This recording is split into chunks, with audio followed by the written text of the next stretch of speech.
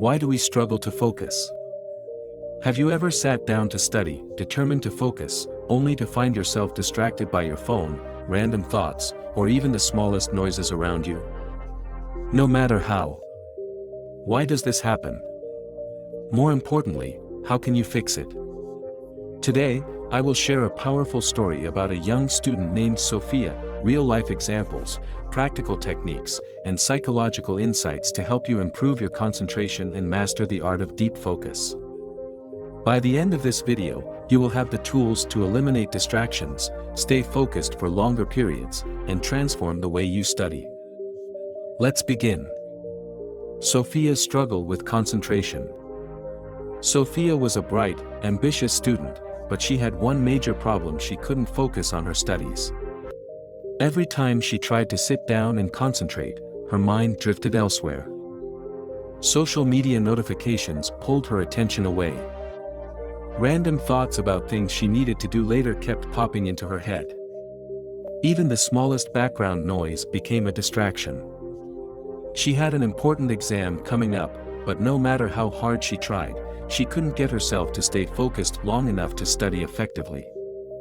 One evening, frustrated and overwhelmed, she found herself in the local library, staring blankly at her textbook.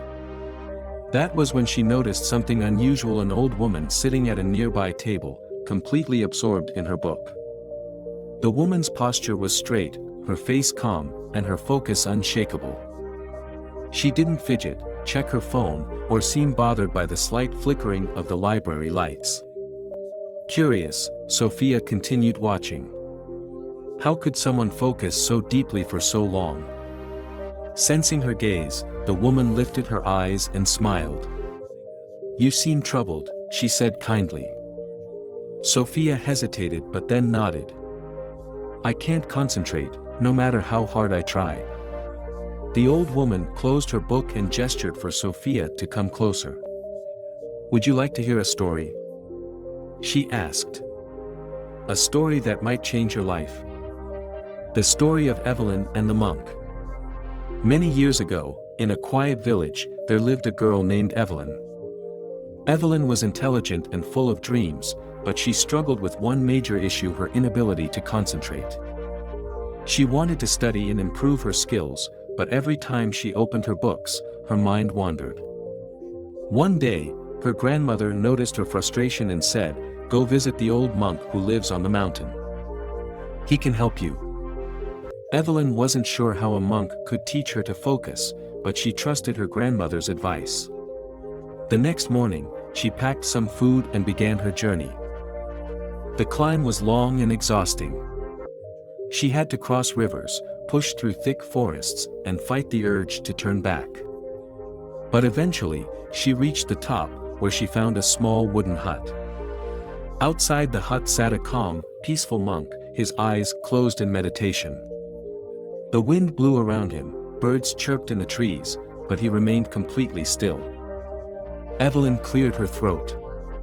"Excuse me," she said. The monk slowly opened his eyes and looked at her with kindness.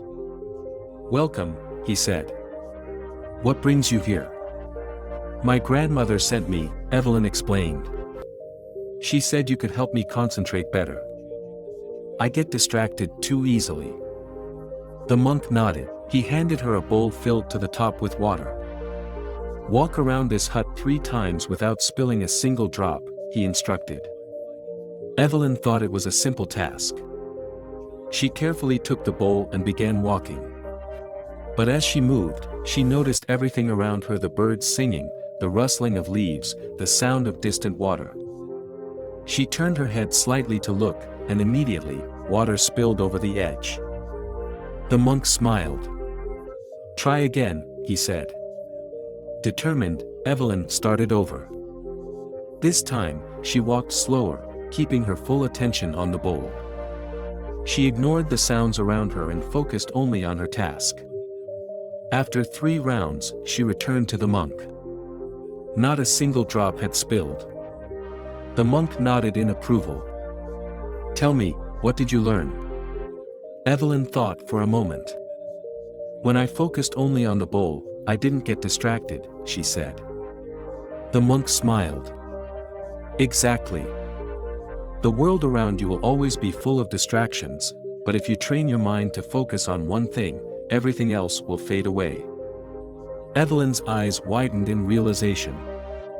So if I treat my studies like the bowl of water, and give it my full attention, I won't be distracted? The monk nodded. Yes, but that is just the first step. Let me teach you more. 5 lessons for deep focus. Over the next few days, the monk taught Evelyn 5 powerful techniques to improve her concentration. Control your environment. Study in a quiet place where your mind can settle. Train your focus. Start with short study sessions, then gradually increase your time. Remove distractions. Keep your phone away. The world can wait. One task at a time. Focus on a single task, just like carrying the bowl of water. Be present. If your mind wanders, bring it back gently. Concentration grows with practice. Evelyn applied these lessons, and soon, she became better at focusing. She stopped checking her phone every few minutes, created a distraction-free study space, and trained herself to ignore unnecessary noises. Before long, she was excelling in her studies. Applying this to your own life. Sophia, listening to the old woman's story, nodded slowly. I need to treat my studies like the bowl of water, she said. Focus on it fully and ignore everything else. The old woman smiled. Exactly.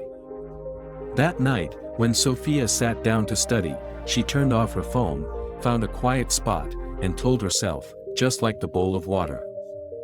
For the first time in a long while, she felt truly focused. Final takeaway. Distractions will always be there.